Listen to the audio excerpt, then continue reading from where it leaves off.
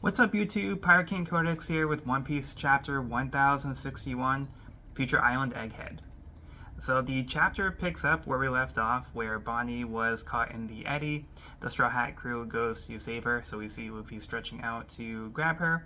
But Luffy and Chopper both get swept away and into the water. So they do manage to grab Bonnie, but they now need to be saved themselves. Luckily, Jinbei can swim in these rough waters, so he dives in to go save the Devil Fruit users who can't swim. However, the rest of the crew is still in a tough situation because right below them is a giant shark that comes up right underneath the Sunny and ends up capsizing the ship. But then a giant robot comes to the rescue, and we see the giant robot start to fight off the giant shark. We cut over to the G14 naval base, which is nearby. We see Tashigi with the kids from Punk Hazard. It looks like they're getting treatment, and hopefully they're getting better. We see that they're saying that Mocha is now getting smaller.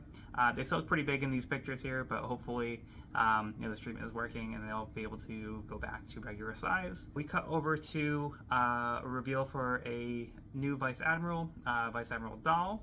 We don't really have too much more information here, but we see Helmeppo and a new member of Sword called Hibari, who are pleading their case for saving Kobe.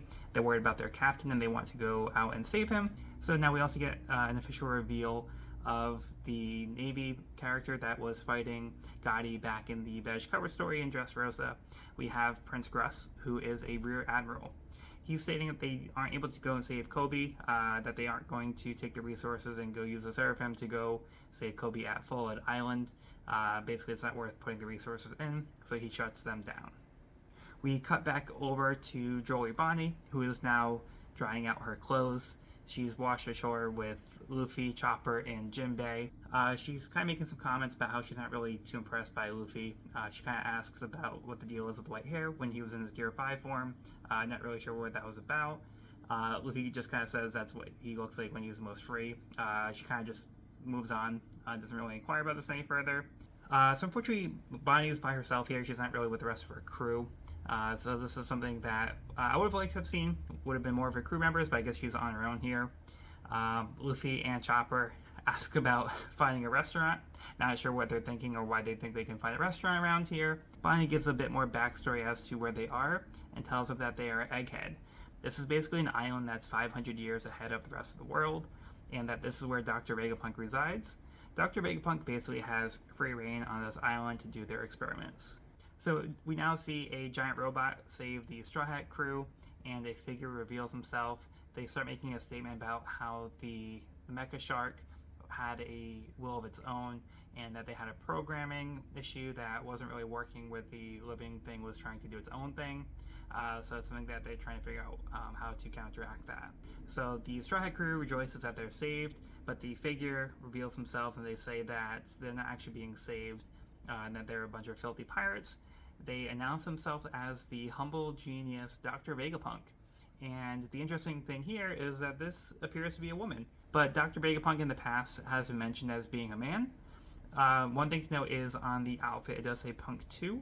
So whether or not this is an indication that this is not actually the Dr. Vegapunk that we think it is, or if Dr. Vegapunk has maybe done an experiment to transfer their consciousness over to another body, or if it's a robot. Not entirely sure, but hopefully we'll get some answers in the next upcoming chapters or so. Overall, this was a really good chapter. It was exciting to possibly get a reveal for Dr. Vegapunk. This is a character who has been teased for several hundred chapters at this point. We know that they've been involved with the Pacifista program, with Kuma, and also the Seraphim. So hopefully we'll also get more information about the backstory with Kuma and Bonnie. I really think that this is where it's going. I know I've said this in the past few chapter reviews, but I think this is where Oda is leading the story and is going to show how basically Kuma got involved with the Pacifista program, and hopefully we'll actually get the story of what Dr. Vegapunk's deal is. Is Dr. Vegapunk basically just working with the world government for the free reign because they want to just do these crazy experiments, and that the world government allows them to do that? Not entirely sure what Dr. Vegapunk's motives are, so hopefully we'll get more details about that. Also, one thing to kind of note is the similarity with the Mecha Shark and maybe ties to Laboon. We did see a male figure speaking to Crocus back in the cover story around the time skip. We never actually saw a reveal who this figure was, but it possibly could have been Dr. Vegapunk. And maybe Dr. Vegapunk was involved with converting Laboon, with the inside parts being kind of mechanical as well. So just something to think about, some food for thought. But that's going to be it for this week. If you like this video, be sure to like and subscribe.